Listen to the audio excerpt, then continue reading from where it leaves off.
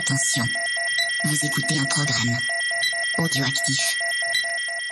Oh, touch, yeah. Jack Miller nudging him wide as well. On the start. Contact! Miller and Mir, side to side. They bash into each contact. other. The checkered flag is out. It's Zarco versus Martin for second, but the race winner tonight, no questions about it.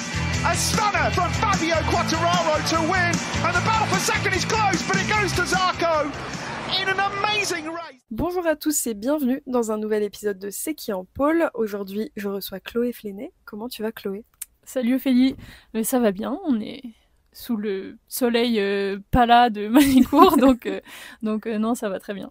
Est-ce que tu peux te présenter, parce que moi je te connais, mais les gens qui écoutent ne te connaissent pas forcément. Du coup, moi je suis Chloé Flénet, j'ai 29 ans, je suis originaire de l'Est de la France et j'ai débarqué dans le milieu de la moto il y a à peu près 10 ans, grâce à mon copain qui est Loïc Arbel, qui roule en championnat du monde super sport.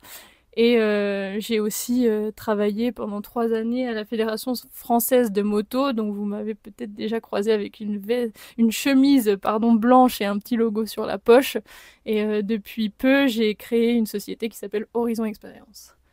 Justement, c'est quoi ton métier maintenant ?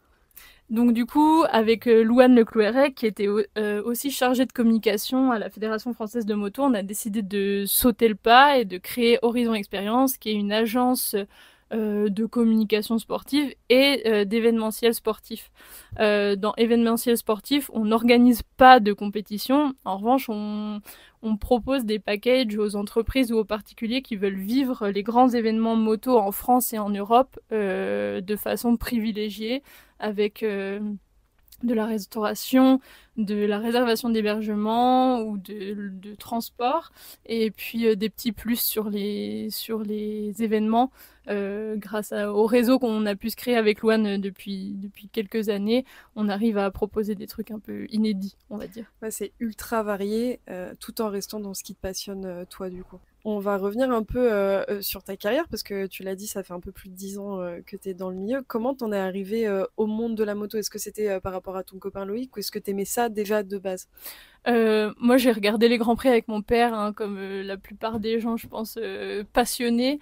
Je regardais les Grands Prix à la télé, mais par contre, mon père, il avait pas de pied dans le paddock ou rien du tout. J'ai rencontré Loïc, du coup, en 2016, et moi, j'ai toujours voulu travailler dans le sport parce que, au-delà de la moto, je suis une vraie passionnée de sport à la base. Le ski, le biathlon, le basket, le rugby, enfin vraiment je regarde beaucoup de sport, je consomme beaucoup et mon objectif c'était vraiment de travailler dans le sport. En rencontrant Loïc, en fait j'ai découvert l'intérieur des sports méca, au-delà de la télé on va dire, et c'est à partir de là que j'ai commencé à travailler dans ce milieu. Au début, j'ai créé une auto-entreprise. En fait, j'ai fini mes études. Je travaillais dans une entreprise de babysitting. J'étais chargée de communication interne. Rien de passionnant. Et en fait, Loïc faisait le championnat de l'Espagne à l'époque. Et je parle espagnol et anglais. Et on s'est dit, bon, j'ai rien à perdre. On est jeune, on n'a pas de crédit, on n'a rien à payer. On va le tenter. Donc j'ai créé une auto-entreprise et j'ai commencé à bosser comme ça pour des teams espagnols, rédiger des communiqués de presse et faire un peu de com. Et ça s'est bien passé, on va dire. Et puis en 2020, il y a eu un gros tournant, c'est que j'ai rencontré 3 mecs en championnat de France, et avec eux, on a commencé à vraiment faire du travail cool et à se démarquer. Ces 3 mecs, c'est Luc, William et Lilian, que vous pouvez connaître un peu plus sous le nom de WJ22, LS Sport Photo ou LSRD Design. Et en fait, tous les 4, on a créé ce qui s'appelait le Fleck Crew. T'étais la boss des garçons, exactement. J'étais la seule meuf au milieu. Ça a démarré pendant le Covid, où on s'est écrit, on s'est dit, ok, on a peut-être un truc à faire. En fait, quand on regardait un peu de l'extérieur en championnat de France, dans la salle de presse, il y avait une agence qui était celle de Franck Millet, qui proposait de la vidéo et du community management sur le championnat de France et le championnat du monde d'endurance. Mais à part ça, il y avait que des photographes seuls. Il n'y avait pas de proposition complète des packages. Et ça, c'était notre idée, en fait. On voulait proposer aux pilotes, aux teams, un package complet. Donc, on avait Lilian qui s'occupait des designs et aussi du travail en amont avec des pressbooks et des choses comme ça. Moi, je rédigeais et j'étais un peu logisticienne du truc. C'est moi qui échangeais avec les clients et qui rédigeait les communiqués de presse à la fin des week-ends. Un de nos premiers clients, c'est Valentin Debise, c'est un truc de fou quand même, enfin, quand on y pense maintenant. Et puis Luc à la vidéo, William à la photo, et ça a fonctionné comme ça pendant une année.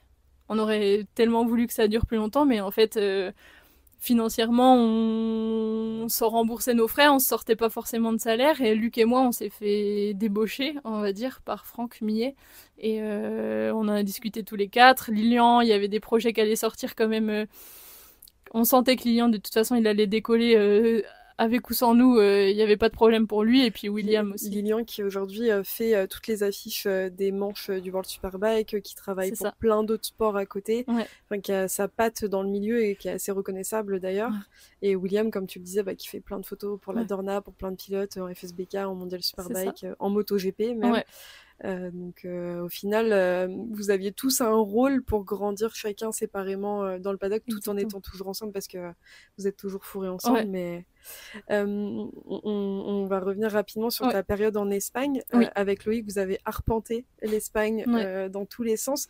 Qu'est-ce que tu retires de cette expérience, toi, au niveau moto, au niveau humain, même par rapport à Loïc? Enfin, du coup, c'est quand même particulier de vivre avec un pilote en essayant quand même d'avoir sa place et de développer son métier et son entreprise comme tu le fais bien d'ailleurs.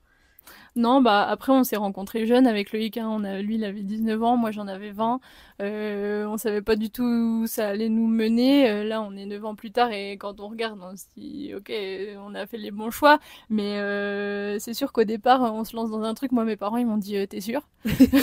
Mais en fait c'est ce que j'ai vu ça comme une opportunité et de découvrir le monde, même si c'était à l'échelle européenne et même d'un seul pays, l'Espagne. Moi, je me suis dit, en fait, je vais vivre des trucs que peut-être j'aurais jamais vécu dans ma vie si j'avais pas pris la décision de le faire. J'ai profité du train Loïc Arbel parce que lui, de toute façon, il y allait, donc moi, j'ai suivi. Et puis voilà, on a vécu des expériences de dingue, mais comme tu le dis, autant humainement que sportivement. Au départ, moi, quand j'ai rencontré Loïc, il roulait pour Adrien Morias, donc c'était une structure française en championnat d'Espagne. Là, j'ai rencontré des Paul Dufour, des Christophe Ponson avec qui on a sympathisé. J'ai jamais bossé pour eux, mais il y avait toujours un petit coup de main ou un truc comme ça. Et puis en fait, de fil en aiguille, Loïc a signé dans des teams espagnols, donc c'est là qu'on a commencé on parlait déjà bien espagnol, mais en fait les Espagnols ne parlent aucune autre langue que leur langue. Donc t'as pas le choix. T'as pas le choix. Donc en fait c'est pour ça qu'on est devenu bilingue avec l'espagnol. Et là j'ai commencé à proposer un peu mes services. Voilà. Après même on a fait venir Luc en Espagne pour, une fois que Loïc est retourné en championnat de France en 2022. Donc jusqu'à 2021 il était en Espagne. En 2021, Luc est venu faire des vidéos. En fait, on a bossé comme ça pour des teams et c'était trop bien. Donc, pour moi, je peux pas être la personne que je suis aujourd'hui si t'enlèves la période espagnole.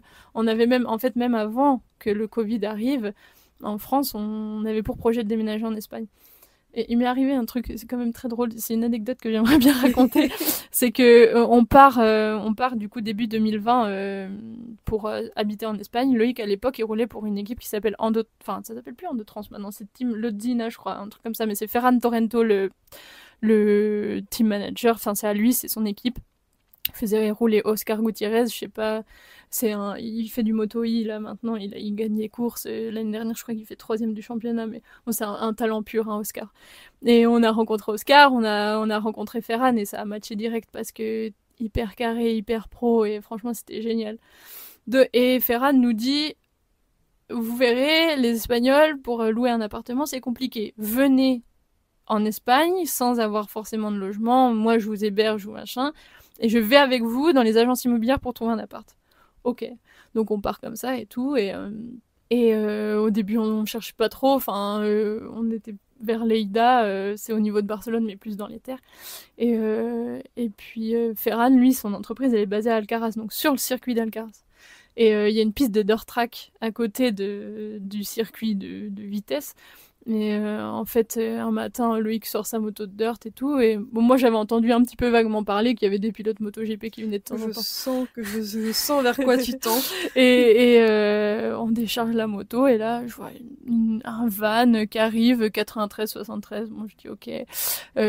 En fait, c'est les frères Marquez avec leur père qui déchargent les motos. Ensuite, il y a Mir qui arrive, Tito Rabat, Nakagami, Fabio.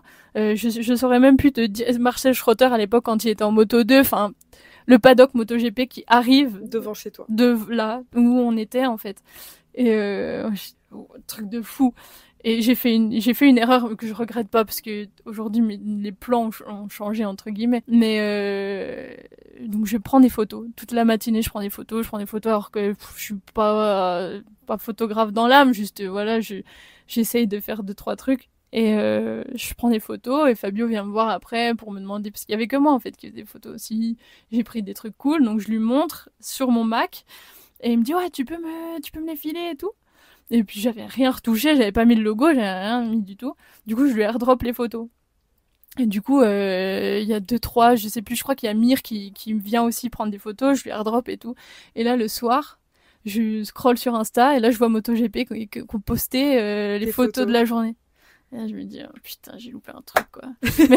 mais non, franchement, l'Espagne, c'était incroyable. Le flic roux dans le paddock MotoGP juste avec les photos du c'est ça. Après l'Espagne, du coup, vous rentrez en France avec Loïc. Tu montes le flic roux, comme tu l'as dit. Et surtout, tu vas travailler à la FFM, donc la Fédération Française de Moto.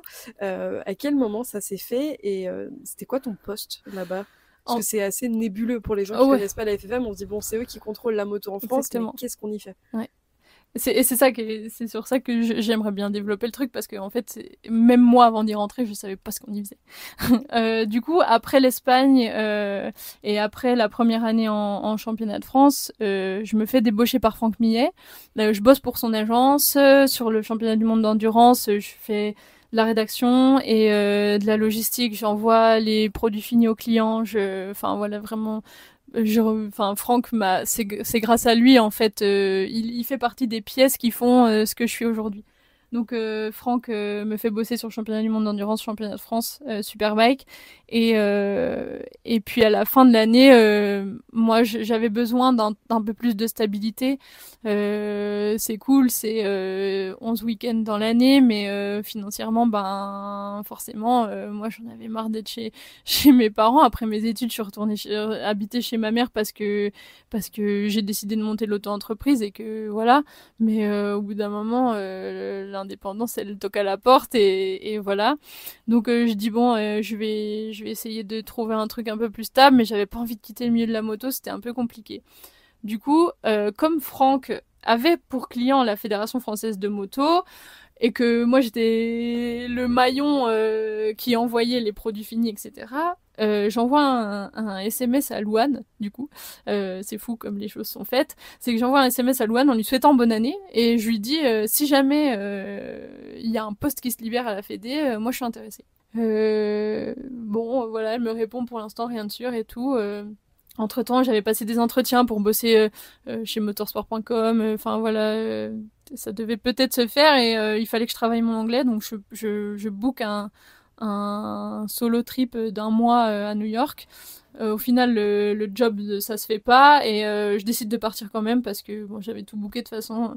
J'ai dit quitte à déprimer, autant déprimer là-bas que dans le Jura, c'était mieux. Et puis j'arrive à New York, je crois que j'ai fait 10 jours et puis au bout de 10 jours, j'ai un numéro un plus 0, non, c'était plus 33-1, un truc, des trucs que tu réponds jamais en fait. Tu te démarchage et tout et en fait ça laisse un message. Donc j'écoute, il était 5h du matin à New York, le jet lag me tapait un peu sur le système.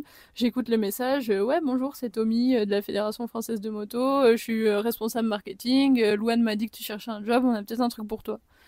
Bon ok, je le rappelle, il m'explique qu'en gros, c'est Sébastien Poirier qui vient de prendre son premier mandat de président donc en 2020, et qui a un gros projet de développement de la génération vitesse, sauf que Tommy, qui est responsable marketing, et Louane est formé un binôme, et eux, ils avaient tellement de travail par-dessus la tête qu'ils ont dit « Ok, on veut bien bosser sur le truc, mais on veut quelqu'un en plus. Et comme j'étais un peu calée sur la vitesse et tout, Louane, elle avait sorti mon nom. Elle avait dit, moi je connais quelqu'un et qui ferait l'affaire et qu'on a, entre guillemets, pas besoin de former au sport moto parce qu'elle sait déjà tout. Faut la former au milieu fédéral parce que ça c'est particulier, mais voilà. Donc j'appelle, on fait un entretien téléphonique, il me dit t'es dispo quand je crois il m'appelle, on était le 18 janvier ou un truc comme ça, je lui dis en vrai quand tu veux. J'avais envie quand même de finir parce que je prenais des cours à New York. Il me dit le 2 février c'est bon. Je dis ouais ok. Je prends mon billet retour plus tôt du coup. J'arrive en France le 26 janvier et le 2 février j'ai débarqué à Paris et j'ai commencé à la Fédé. Et du coup mon poste au départ j'étais vraiment un élément en plus au duo Tommy. Donc Tommy, lui, il est chargé de chercher... Enfin, Tommy n'est plus à son poste. Aujourd'hui, il a été remplacé par Adrien Le Rousseau. Mais Tommy, son poste, c'était de chercher des partenaires pour les championnats de France. Parce que c'est comme les pilotes ou les teams. Hein, les championnats de France, ils sont pas... complètement financés par la fédération, même si la Fédé met de l'argent dans les championnats de France, il y a besoin aussi de partenaires. C'est pour ça que vous avez des fois des partenaires titres, 24 MX Enduro ou des trucs comme ça. Et Louane, en fait, c'était son binôme parce que elle mettait tout en application. C'est-à-dire que Tommy trouvait les partenaires et elle mettait en application sur les posters, sur les fonds de podium. C'était la relation partenaire-pilote, etc. Moi, j'arrive, je récupère toute la partie vitesse. Au départ, j'avais le promo sport Génération Vitesse où il y avait du coup 8 nouveaux championnats parce qu'il y avait 7 championnats de ligue plus le championnat de France. C'était un travail monstre. Et puis après, il y a eu du mouvement au sein du service com et j'ai pris la place de Louane en fait. Donc je suis devenue, l'intitulé, on va dire, c'était chargée de développement des championnats de France en marketing et en communication. Et après, on bosse sur aussi plein de trucs, la conférence de presse, le salon de Lyon, des trucs annexes, mais le cœur de mon métier à la Fédé, c'était justement que les sponsors soient contents de leur emplacement sur les fonds de podium, sur les circuits, sur les terrains, voilà. Donc j'avais la vitesse qui était chère à mon cœur, mais j'avais aussi le trial, l'enduro, le cross, le championnat de France de la montagne, des trucs, t'as pas idée, on bossait sur 11 championnats de France. Des trucs où, en plus de ça, t'as pris goût à force au fur et à mesure d'y aller, à suivre tous ces sports et tous ces championnats différents. Quoi. Ouais. À la FFM, c'est quand même une expérience particulière dans une vie puisque tout le monde n'y a pas accès. Qu'est-ce que t'en retires? C'est qu'est-ce que tu gardes et qu'est-ce que tu ne garderais pas de cette expérience à la FFM? Je vais commencer par le positif parce que, comme j'ai dit sur mes différentes expériences que j'ai eues avant, je serais pas aujourd'hui la personne que je suis si j'étais pas passée à la Fédération Française de Moto. Mais ça m'a apporté déjà de travailler sous... Enfin, je pensais savoir travailler sous la pression, mais en fait, quand t'arrives à la Fédé, t'es pas prêt au truc, on se rend pas compte. Quand on est de l'extérieur, on voit juste des bénévoles qui font les contrôles techniques, qui sont sur les circuits, etc. Mais en tant que salarié, à l'époque, on était 8 au service com et c'était trop peu. Donc on avait vraiment beaucoup de travail. Donc voilà, travailler, ça m'a appris tellement de choses, touche à tout. Des logiciels dont j'avais jamais entendu parler, où c'est la débrouille quoi, on est là, faut trouver des solutions. Ça m'a apporté un réseau. Mine de rien, en fait, une fois qu'on a cette chemise avec le logo, on se fait reconnaître et on a la confiance des gens. Alors on sait pas si elle va rester après, hein, mais on travaille avec des Claude Michy qui organisent le Grand Prix de France, avec des Philippe Lecomte qui organisent du motocross des nations. C'est incroyable quoi, les gens qu'on fréquente et les trucs les plus fous c'est que Johan Zarco, j'ai son numéro et qu'on lui écrivait en lui disant salut Jojo, tu peux nous faire une petite vidéo pour le compte Génération Vitesse, et il le faisait quoi. Donc ça a fait rentrer dans une autre dimension. J'ai rencontré des gens exceptionnels là-bas et qui font partie toujours de ma vie aujourd'hui. Et en fait, ça m'a fait prendre une grande maturité. J'ai pris des claques, hein. J'ai pris des claques parce que des fois, je croyais que j'étais bonne dans un truc. En fait, pas du tout, t'arrives et tu t'en prends plein la tronche. Mais je t'ai vu, pour le coup, sur le FSBK en particulier, comme tu dis, toucher à tout, parce que d'un côté, t'avais ce poste, comme tu le disais, opérationnel au quotidien, et en même temps, je te voyais donner les accrèdes aux gens, courir partout, parce que le podium, mais en fait, c'était pas le bon logo sur le podium à Manicourt, donc il fallait que tu cours partout pour gérer ça, enfin vraiment, être partout à la fois, et avoir ton cerveau à devoir penser à tout ça, c'est dense comme métier. Ouais, c'est hyper dense, mais et bon, il y a une phrase que j'aime pas trop parce que on me l'a trop répété justement à la Fédé en disant c'est un métier passion. C'est vrai, hein, c'est un vrai métier passion. Je pense que quelqu'un qui aime pas la moto, ça peut pas durer. Parce que déjà, moi je crois, ma plus grosse saison, c'est 12 week-ends travaillés. Et le problème, c'est que moi, c'était 12 week-ends travaillés, mais à côté, j'allais aussi sur les week-ends de course quand je travaillais pas. Donc puis t'as Loïc en plus de ça. C'est ça. Donc en fait, ta vie était sur les circuits. Ouais, clairement. Et toujours sur les circuits. Oui. Non, mais en fait, c'est ça, c'est que ouais, c'est un métier passion, mais ça peut, en fait, on peut vite basculer dans le négatif du truc. Et je pense que c'est ça c'est le point négatif que je pourrais retirer. Déjà, travailler avec des élus, c'est très compliqué parce qu'il faut savoir que la Fédération française, c'est beaucoup plus d'élus que de salariés. En gros, on était 35 salariés. Et vous imaginez, les élus, il y a déjà un président de ligue dans toutes les ligues de la France et des dom-tom. Ensuite, il y a des présidents de commission, de discipline, etc. Et ça, c'était un peu compliqué. C'était un peu compliqué parce que nous, du coup, métier passion, mais on avait l'expérience du terrain et de se dire, ok, moi je sais comment. En plus, ma position, elle était délicate parce que j'étais vraiment toujours pardon pour l'expression, mais le cul entre deux chaises. C'est-à-dire que j'avais Loïc et mon entourage, enfin, je veux dire, les pilotes, etc., d'un côté qui me disaient, ouais, mais ça va pas, parce qu'en fait, il y aura toujours un conflit entre les pilotes. C'est comme dans un couple, hein. Ils sont jamais d'accord, mais il y aura toujours un conflit. Et en fait, moi, j'avais vraiment le cul entre deux chaises, entre les élus qui voulaient un truc et qui étaient peut-être des fois un peu dépassés. Alors, ils le sont pas tous, hein. Mais je pense que des fois, ça manque un peu de réalisme, en fait, et de prise en compte de leurs paroles à eux. Et je pense que c'est ça, en fait, qui m'a fait un peu me dire, ok, j'ai envie de changement, j'ai vu ce que j'avais à faire. Faut savoir aussi que c'est redondant. On prépare des saisons, j'en ai préparé 3, du coup... à la fin, j'en avais marre, quoi. On fait un peu toujours les mêmes choses, même si c'est toujours différent. Il peut nous arriver 1 milliard de trucs. C'était un peu redondant, donc. Mais sinon, moi, je suis partie de là-bas. Déjà, j'ai rencontré Louane.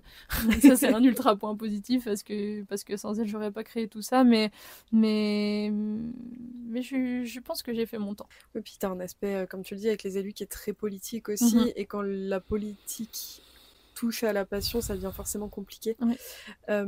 Comment tu gérais justement ces 11 week-ends par an sur les circuits? Comment tu gères?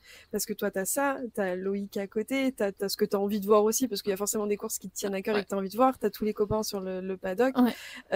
Comment tu gérais entre les déplacements et ta vie perso? Est-ce que ta vie perso, le fait que ton copain soit sur les circuits, ta famille te suit un peu dans ce que tu fais, est-ce que tu l'emmènes avec toi ou est-ce que tu gères pas et tu laisses la vie gérer pour toi? Mes parents, faut savoir qu'ils sont pas du tout du milieu de la compétition.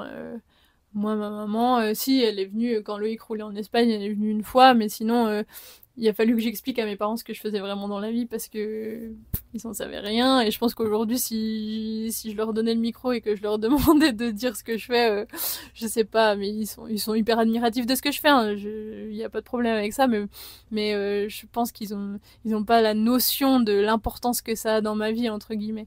Donc, enfin, si, ils l'ont, puisque je suis jamais là. Mais non, en fait, déjà, Loïc était revenu en championnat de France. Donc, en fait, moi, quand je bossais sur le FSBK, j'étais contente parce que je me disais que j'allais voir Loïc. Parce qu'il faut savoir que j'ai déménagé à Paris, du coup, pour bosser à la Fédé, et que lui, il est resté habité dans l'Est de la France. Donc, on se voyait très peu. Ça a créé des petits malentendus. Ouais, c'est compliqué. En même temps... un couple de personnes de 25 ans qui vivent à distance et qui sont pris autant l'un que l'autre sur autant de week-ends, ça peut que créer des conflits. Mais bon, aujourd'hui, on s'en est sorti bien heureusement. Mais je veux dire, en fait, je laissais un peu la vie faire. Je m'organisais pas tellement. Moi, ce qui me manquait, c'était quand même de voir... En fait, ça je me ressource, mes frères, mes parents me ressourcent.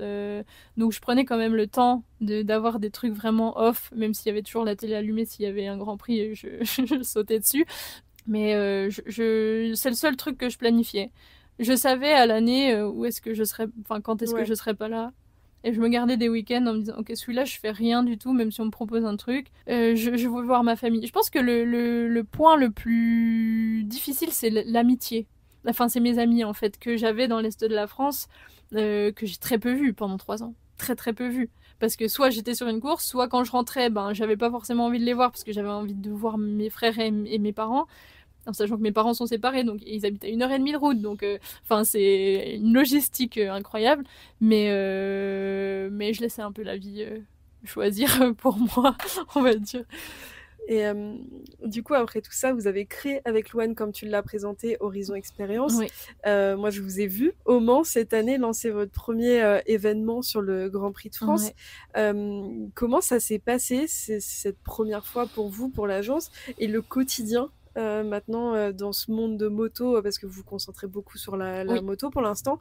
Qu'est-ce que ça donne pour vous à deux, sachant que elle vit à travers le monde aussi avec son van. Comment vous gérez tout ça et qu'est-ce qui vous attend pour la suite? Donc on a décidé de créer Horizon Experience là début 2000. Enfin, on l'a créé officiellement début 2025, mais le projet il est dans notre tête depuis. Faudra pas que les gens de la FFM écoutent ce truc. C'est dans notre tête depuis mars 2024. Et voilà, et on est partis toutes les deux en octobre. Elle, ça faisait 7 ans qu'elle était à la Fédé, moi 3. Et on a créé ça. Notre premier événement, une fois qu'on a... Il y a beaucoup de gens qui n'ont pas cru. Et j'étais tellement contente d'avoir des clients sur le Grand Prix parce que c'est un événement que tout le monde s'arrache. C'est sold out en 15 minutes. C'est un truc de dingue. Et du coup, on y allait un peu au talent et au culot. C'est-à-dire qu'on a pris le numéro de nos contacts qu'on avait à la Fédé, qui sont Manon Richard et Jocelyn Bonamy, qui sont les commerciaux du Grand Prix de France, donc vraiment les bras droits de Victoria, Claude et Philibert. Et on leur a écrit « Bonjour, on a des gens intéressés pour le Grand Prix. » On y allait au culot, on leur a écrit en disant « On a des gens qui sont intéressés pour aller au Grand Prix de France. C'est quoi votre catalogue B2B, donc business to business, qui sont pas vendables à la clientèle lambda qui veut juste aller au Grand Prix, qu'est-ce qu'on peut leur proposer un peu d'inédit, parce que c'était trop tard pour nous. On a créé en janvier, les gens nous ont écrit janvier, février, on va dire. Le Grand Prix de France c'est en mai, mais il faut savoir que le Grand Prix de France c'est booké depuis le mai d'avant, le mai de l'année d'avant. Donc on leur écrit, ils nous envoient leur catalogue, on dit ok, on voit avec nos clients. Là on a 15 clients qui bookent des trucs. On fait nos premières factures avec des acomptes, avec des trucs. Et là, on se dit, ok, c'est lancé, c'est stressant, mais c'est lancé. Et puis derrière, Manon et Jocelyn qui sont trop contents de nous vendre des prestats. Et du coup, nous, en fait, on s'est servi de eux, ce qu'ils mettaient en place dans des loges au Grand Prix de France, pour les combiner avec nous, notre activité de réservation d'hébergement, de transport, etc., réservation de restaurants. Et en fait, ça a fait un truc super cool parce qu'on avait 3 groupes de 5 personnes, donc ils étaient 15 au total. Et on a fait des trucs de fou, quoi. C'était trop bien. On était ultra stressés. On est arrivé le mercredi soir, je crois. Le jeudi, on est allé récupérer les clés des logements. On a écrit des petits mots dans les logements et tout pour qu'ils soient bien accueillis. Et puis, le vendredi matin, c'était parti, quoi. On les accueillait sur le circuit.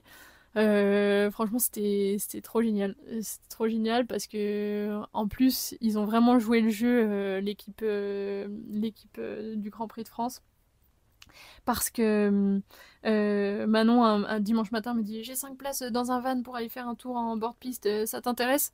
Ouais. Du coup j'appelle mon groupe du coup qui était le plus...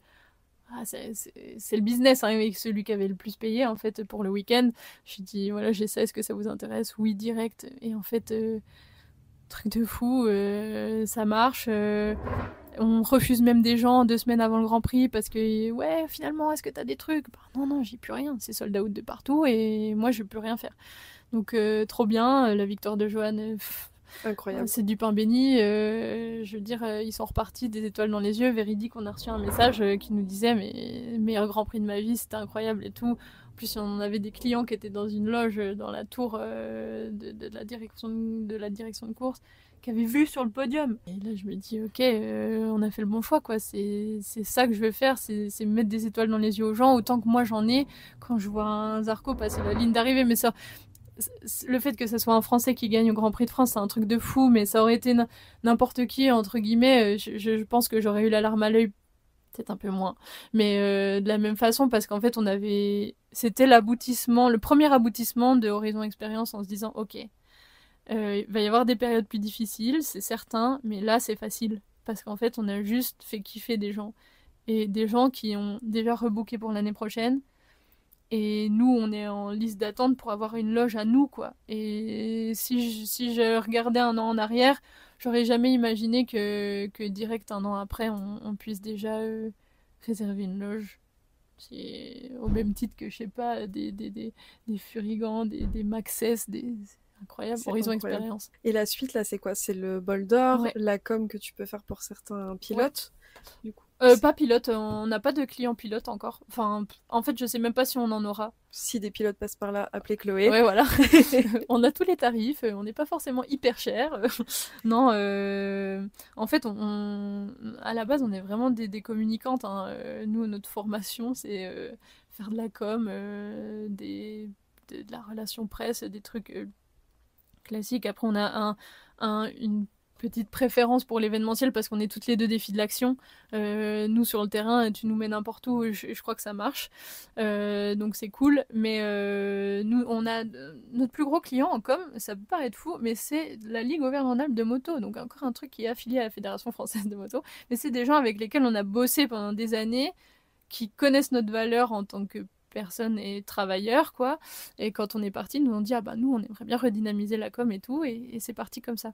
Après on a d'autres clients privés, des trucs un peu moins fun, mais on a Fifi, qui est un coach mental, un préparateur mental sur le championnat de France Superbike et puis d'autres championnats, qui nous a confié sa com aussi. Donc franchement c'est des trucs cool. On est sur le World Superbike à Manicourt, on aurait bien aimé bosser dessus, mais c'était trop short au niveau timing, et puis on avait un deal avec une marque qui fait plus partie d'un groupe, etc. Donc c'était un peu compliqué.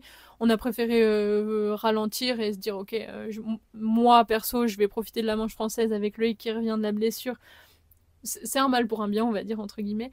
Mais là, gros événement au bol d'or, ouais, ça va être trop cool. On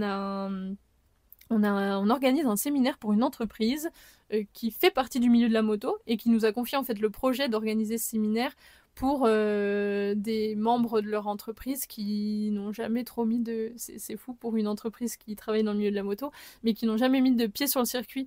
Donc on a une grosse charge sur les épaules, entre guillemets, mais ça va être génial, on va leur faire plein d'activités. Donc là, on a vraiment un projet de A à Z, c'est-à-dire qu'on a juste pas réservé les voitures pour qu'ils puissent venir jusqu'au circuit, mais l'hébergement, les repas, les activités sur place, la réservation d'une loge un soir pour faire un réceptif avec des journalistes, la relation presse du coup, tout de A à Z. De A à Z. Et c'est ça qu'on kiffe. Et ouais, du coup, bol d'or. Et puis après, on va enchaîner sur le Supercross de Paris.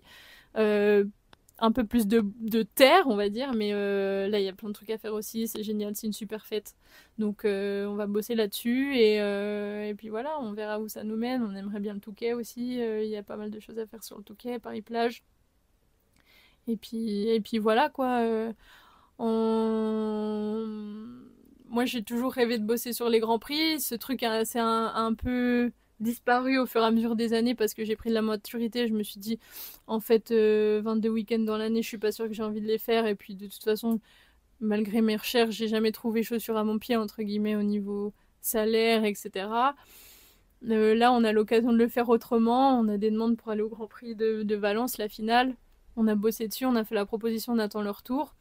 Si ça peut marcher, tant mieux. Petit à petit, vous montez les étapes et au final, de rien, entre guillemets, à un projet, à une idée, en un an, il y a déjà plein de choses qui se mettent en place et sûrement plein d'autres choses qui vont venir. Moi, j'aurais aimé avoir ton avis maintenant qu'on a fait le tour sur ton expérience, ton métier, etc. Tu as aussi, du coup, cet autre regard, c'est plusieurs regards d'ailleurs à mon sens. Tu as la partie accompagnante de pilote puisque tu as Loïc et tu as aussi la partie passionnée de moto. Ouais. Sur l'aspect accompagnante, moi j'aurais aimé avoir ton regard et ton ressenti justement à travers ce que toi tu as vécu parce qu'on l'entend peu. Loïc s'est blessé plusieurs fois. Ouais. Des moments où du coup comme dernièrement la scène où tu peux vivre des moments qui font peur pour quelqu'un qui est accompagné. Comment tu le gères? Comment on gère ça? Parce qu'il faut être à la fois mentalement forte pour la personne avec qui t'es et en même temps être forte pour soi-même. Ouais. Comment tu gères ça, toi? Parce qu'en plus, comme tu l'as dit, ça fait 10 ans que tu côtoies ça et que tu vis ça. Et en plus de ça, tu as ce côté perso, puisque c'est ton copain, mais tu as aussi tous les pilotes que tu connais dans le paddock, que tu as vu pouvoir se blesser. Ouais. Bon, on pense à Martin, à plein d'autres pilotes à côté. Non, la première chute que je vois de Loïc... J'allais pas trop non plus dans les paddocks et tout. Bon, c'était au début où on était ensemble. Je voulais pas le déranger dans son truc, pas être trop intrusive. Et j'étais dans les tribunes à Barcelone et il se met un gros High Side devant moi, devant la tribune. Et là, j'ai panique. Il y avait ma mère à côté, machin et tout. Et en fait, je me suis dit, mais je pourrais jamais être tranquille et enfin voilà. Et en fait, au fur et à mesure des années, je me suis créé un espèce de petit rituel. Moi en fait et c'est fou comme le corps humain est bien fait, c'est que j'arrive à pas être stressée devant lui. Par contre une fois qu'il part là je relâche tout et c'est là qu'il faut que je fasse mon petit rituel. Moi je t'ai vu à Carole sur le bord de piste quand Loïc, même quand il joue des podiums, juste le fait de jouer des podiums, d'avoir une pression que toi tu gardes pour toi et quand on te voit on le voit sur toi et quand Loïc arrive ça disparaît, t'as ce truc où tu t'es en mode masque quoi. Bah en fait Loïc déjà c'est une personne qui est une éponge, c'est une éponge hein, au niveau des émotions et des trucs, même s'il travaille super bien dessus, mais il y a des gens avec qui ça marche pas et j'en fais partie, donc j'essaye de travailler moi pour pas le perturber lui parce que c'est son métier et qu'il y a des enjeux et que j'ai pas envie de le stresser plus que ça, mais c'est clair que je suis sa première fan et je vis le truc à fond, comme je l'ai dit au tout début de l'interview, c'est que moi je suis une vraie passionnée de sport et que franchement il y a des gens ils me verraient devant ma télé quand il y a du biathlon ou je sais pas quoi, mais ils seraient comme des dingues parce que je hurle, je saute dans tous les sens et en fait je suis en bord de piste vous pouvez me prendre pour une folle, c'est que j'encourage parce que j'ai tellement envie qu'il réussisse et je sais à quel point il travaille dur pour arriver à ses fins. Et du coup, je vis le truc à travers lui, donc forcément. Après, les chutes de Carole 2022, ça m'a assez traumatisée. C'était pas la première grosse chute, mais parce qu'il y en a eu d'autres avant, des vertèbres, des hanches, des trucs un peu chiants. Mais Carole, ça m'a un peu traumatisée parce que c'était la première fois où je me retrouvais moi à devoir gérer le truc. Une opération... on était à Paris, ses parents n'ont pas pu rester, donc là il a fallu que je gère administrativement, on l'a changé d'hôpital, etc. Donc là ça a eu des séquelles quand même sur moi, dans le sens où ok, il est blessé, il faut faire tout dans l'urgence, donc en fait quand t'es dans l'urgence, t'as l'impression que tout va bien, hein, t'es un robot, et puis une fois que ça redescend, quand il est rentré à la maison, là, waouh. Tu te prends une claque dans la tronche et tu te dis ok, qu'est-ce que je viens de vivre, moi je sais 22 ans, fin 2022 j'avais 3 ans de moins donc j'avais 26 ans, à devoir t'occuper de trucs comme ça, j'étais paumée quoi, voilà. Et puis là à Seine, encore une autre épreuve, à l'étranger, dans un pays ou parle que anglais. Bon, après, ça, c'est pas un problème, mais quand t'as peur et quand t'es triste, enfin, t'es triste. Et quand t'as peur, faut trouver ses mots en anglais, c'est un peu moins facile. Mais il y avait Esteban aussi, qui est son ingénieur à Loïc et qui m'a vachement aidé, en tout cas sur le circuit. Et après, on s'est trop bien débrouillé.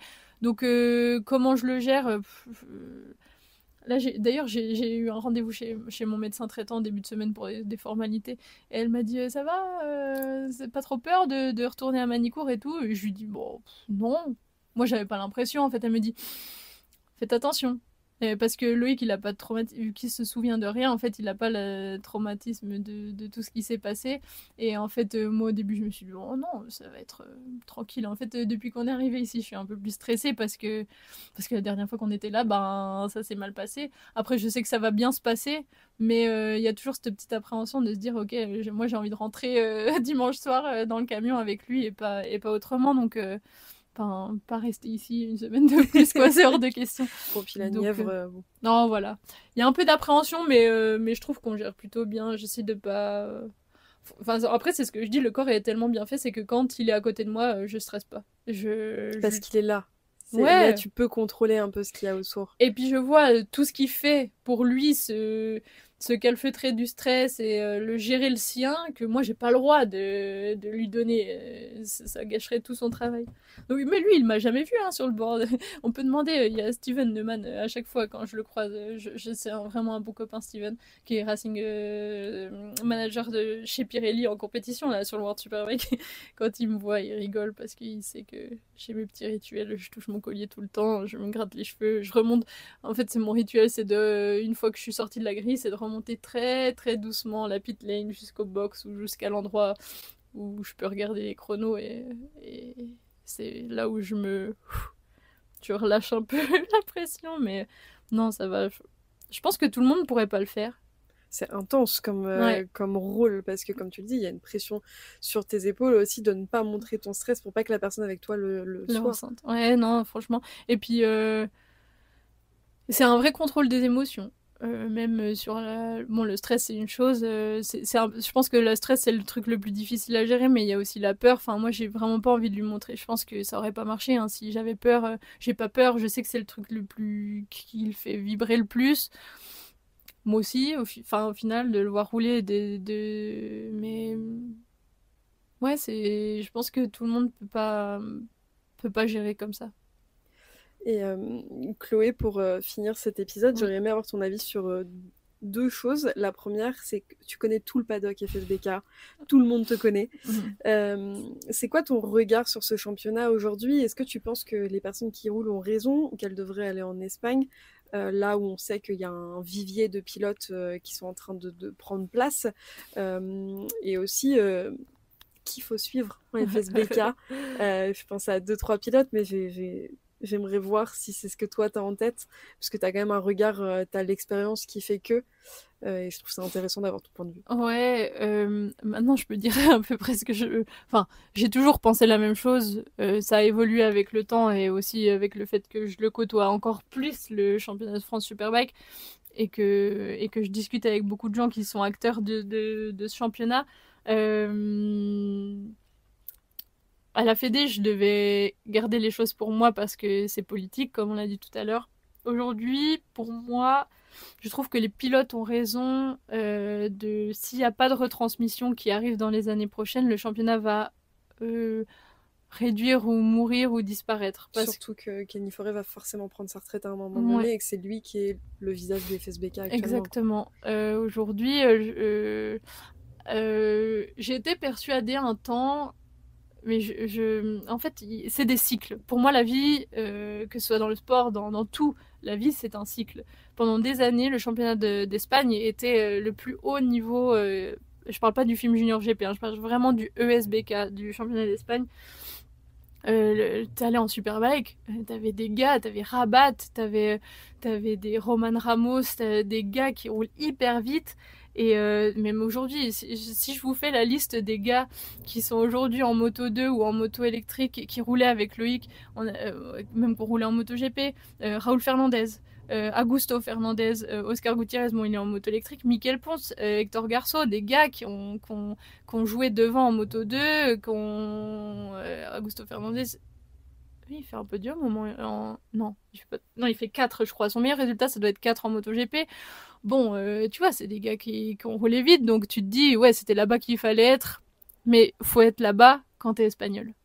En fait, c'est ça mon avis. C'est que quand t'es en France et que t'arrives à te démarquer comme... J'ai un nom en tête, parce qu'en plus on a une histoire un peu un peu étroite avec lui, c'est David Dacosta, qui est aujourd'hui en Red Bull Rookies Cup. Bon, il n'a pas de chance, il s'est blessé. En ETC, qui commence à faire des trucs vraiment cool et tout. David, il vient du promo sport.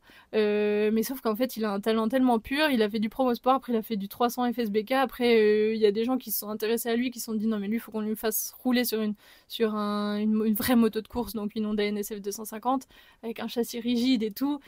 Et ça a marché, il est champion de France la première. Enfin, c'est fou, quoi. Il part en ETC, il se qualifie. Enfin, voilà. Je pense que le championnat de France, ça peut quand même être un tremplin. Je suis pas d'accord avec les gens qui disent que c'est. Les gens regardent pas les choses de la bonne façon. Pour moi, oui, si t'es en catégorie Superbike, tu pourras. Je veux pas dire jamais parce qu'on sait jamais de ce qui peut se passer, mais quand on est dans les catégories Superbike, et je le pensais un peu pour le Super Sport 600, sauf que Valentin Debise a prouvé le contraire, c'est-à-dire que Valentin il a gagné le 600 et il est en championnat du monde Super Sport aujourd'hui. L'année dernière il fait 4e du championnat, il est encore monté sur le podium cette saison. Valentin il prouve le contraire, qu'on peut faire le chemin championnat de France mondial. Loïc aussi au final, même si c'est plus compliqué, on a un Perolari et lui c'est pareil, Perolari qui est revenu du mondial pour aller en France pour repartir, mais qui montre des choses aussi impressionnantes. Corentin c'est pareil, c'est un talent pur. Maïas il vient du championnat de France, hein. En 2014 c'est lui qui gagne le 600 et après en 2017 il est champion du monde. Donc je suis pas d'accord avec les gens qui disent que quand on est en championnat de France, on peut pas en sortir. Je suis pas d'accord. Et encore plus avec ce que Sébastien Poirier a mis en place avec la génération vitesse. Aujourd'hui, combien on a de Français en ETC ? Je crois au max l'année dernière, cette année, ils étaient 14 sur la grille. Enfin, inscrits sur le week-end. C'est un truc de fou, quoi. Donc, moi, je trouve que ça va dans le bon sens. Après, voilà, il y a des enjeux marketing qui, pour moi, sont en retard. Vraiment en retard. Je suis d'accord avec l'aspect qualitatif parce que c'est vraiment le truc qui bloque la Fédé. C'est que, on fait du live, mais on veut un live digne de ça. C'est pas pour dénigrer l'Ultimate Cup, loin de là. Leur live a le mérite d'exister, mais la qualité, c'est quand même pas incroyable. Mais ça coûte extrêmement cher. Et en fait, la Fédé met déjà de l'argent dans les championnats de France. Et les gens, ce qu'ils oublient aussi des fois, c'est que si on met de l'argent sur un championnat de vitesse, par exemple, va y avoir les présidents des autres disciplines qui vont dire bah oui, ok, puis nous. Donc, les enduristes sont réalistes, c'est compliqué de faire un live sur de l'enduro, hein, sur des spéciales qui font 70 km. Sur du cross, ils vont peut-être un peu plus. Ticket, ouais. Voilà. Donc, mon avis, c'est que championnat de France, il est très bien. Le niveau vacille d'une année à l'autre. L'année dernière, on avait quand même un plateau exceptionnel. Kenny, Alan, en fait, on oublie des trucs. On a Mike Di qui est champion du monde. En Moto 3, Alan, il a fait du Moto 3, du Moto 2. Un Greg Leblanc qui est multiple vainqueur des 24 heures du Mans. Enfin, des pilotes. On se rend pas compte de ce qu'on a sous nos yeux. Je pense qu'il a encore de belles années devant lui, ce championnat. Surtout avec des gars comme Enzo de la Vega qui arrivent et qui sont capables de se battre avec Kenny, qui atomise tout. Franchement, ça fait trop plaisir à voir. Mais voilà, sur l'aspect marketing, je pense qu'il y a encore du travail à faire. Et sur les pilotes à suivre, du coup, les gens vont dire que je fais du favoritisme, mais c'est pas vrai. Je pense qu'en 600, sincèrement, Diego Poncet. Je savais que c'était vraiment à ça que je pensais. J'aime beaucoup Diego. En fait, j'aime son humilité. J'aime le fait que c'est un gars qui bosse à côté et qui prend un peu le truc comme ça. Diego, pareil, il vient du promo sport. Il a gravi les échelons avec son père tranquillement. Il a pas peur de rentrer dans une équipe, même s'il garde toujours son père sous le coude, tu vois. Il a gardé son entourage proche, mais il a signé au RAC 41. Il roule en endurance. Je sais pas si Diego viendra un jour sur le championnat du monde Super Sport parce qu'il y a des enjeux financiers qui sont énormes ici. Mais je lui souhaite. Mais pour moi, Diego, c'est vraiment un pilote à regarder. J'espère qu'un jour, il sera champion du monde en endurance parce que c'est vraiment un bon gars. Donc voilà, après, dans les petites catégories, moi, j'invite vraiment à suivre ce que font Kenny et Freddy avec l'académie parce que là, ce qu'ils sont en train de faire, c'est un truc de fou. Enfin, pour moi, Kenny et Freddy vont sortir des vraies pépites. On aura peut-être enfin les futurs Zarco et Quartararo grâce aux frères Forêt. Ouais, j'espère. Ma dernière question pour toi, Chloé, tu me connais et pour ceux qui écoutent le podcast commencent à le savoir, j'ai à cœur d'accorder de la place pour les femmes dans ce milieu et pour moi, j'accorde vraiment beaucoup d'importance à la place qu'elles sont en train de se faire tout autant qu'elles sont. En 2024, ça a été lancé le championnat mondial de vitesse féminin. Est-ce que tu penses que c'était une bonne chose de lancer ce championnat qu'on va voir d'ailleurs pour la première manche française ce week-end à Manicourt, ou est-ce que tu penses qu'il aurait fallu favoriser l'intégration des femmes dans les catégories qui sont remplies d'hommes aujourd'hui et avoir une catégorie mixte comme ça peut être le cas dans d'autres sports? À mon avis, il va pas plaire à tout le monde, je pense. Moi, je suis super, je vais pas dire fière parce que moi, j'ai rien à voir avec ça, mais j'adore voir Justine Pendemonde se battre en championnat de France avec les gars, Lynn, Vieillard et les autres filles qui sont en R7. J'adore les voir se bagarrer pour ça. J'aime aussi voir Anna Carrasco qui se lance des défis, qui vient en mondial Supersport après avoir gagné la première année du championnat du monde féminin, venir en Supersport et galérer parce que elle pèse pas lourd, parce que il y a plein de contraintes en fait que les femmes ont au milieu des mecs qu'on n'estime pas en fait, même si enfin voilà, elle est plus petite que les autres donc il y a plein de choses. Moi, je suis pour ce championnat féminin en fait. Je trouve que ça leur permet vraiment de s'exprimer et de prouver que il peut y avoir aussi de la bagarre en piste, enfin comme les mecs, ça peut être des courses. Et puis en plus, ceux qui regardent les courses, franchement, vous pouvez pas nier qu'il n'y a pas de bagarre quoi. Autant l'année dernière, je suis d'accord, il y a des fois où Anna était vraiment au-dessus et du coup se barrait et tout ça. Là, il y a de la bagarre quoi quand elles arrivent à Donington 4. Mais c'est incroyable.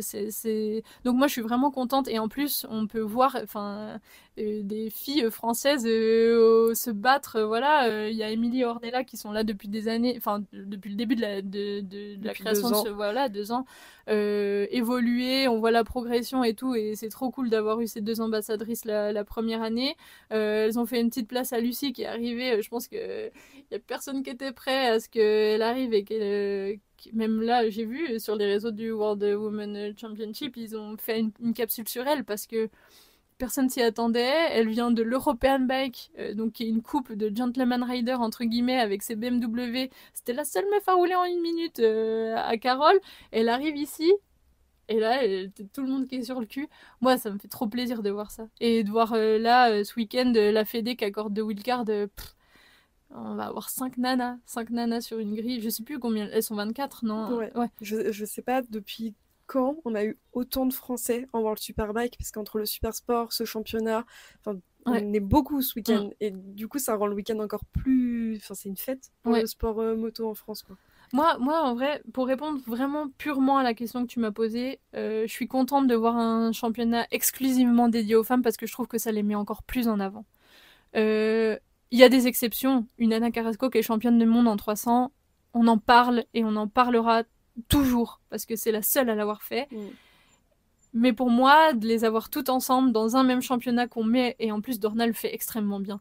Je sais qu'il y a plein de gens qui vont dire oui, mais c'est médiatique, c'est politique, tout ce que vous voulez, je m'en fous. Il y a des vraies courses, il y a des vraies bagarres et elles sont mises en avant ces nanas. Et enfin franchement, il y a qu'à aller voir sur les réseaux que ce soit Émilie, Émilie est très bonne, Ornella ou même Lucie, ça intéresse les gens et les gens qui sont dans leur canapé, qui regardent des courses. Bon, ceux qui critiquent, vous, on vous calcule pas. Mais quelqu'un qui aime vraiment la moto, il s'éclate autant devant une course des filles qu'une course de super sport ou de 300 ou de superbike. Moi, je trouve ça trop bien. Merci Chloé d'avoir répondu à toutes mes questions. Où est-ce que les gens peuvent suivre Horizon Expérience pour voir ce que tu fais et vous contacter s'ils ont envie de faire appel à vos services pour découvrir ce monde de la moto et du sport en général avec tout ce que vous allez développer? Du coup, on a un compte Instagram, une page Facebook, donc c'est Horizon Expérience tout attaché avec le tiret du bas sur les réseaux sociaux. Et on a un site internet aussi où vous pouvez faire un devis directement, horizonexpérience.net, où là, vous allez retrouver tout ce qu'on fait, l'actualité de nos événements. Il faut qu'on pense à le mettre à jour. Mais là, vous avez un onglet contact et en fait, ça arrive directement dans nos boîtes mail. Donc, n'hésitez pas. En fait, on n'a pas de catalogue. parce que c'est vraiment sur mesure. Vous avez une idée et on essaye de mettre en place l'idée concrètement. Et ça, Horizon Expérience. C'est trop bien. Je suis vraiment très heureuse d'avoir pu te recevoir et d'avoir eu ton avis sur toutes ces catégories, toutes les questions dont on avait pu discuter en off et de pouvoir montrer aux gens tout ce que tu as à montrer et ton parcours aussi.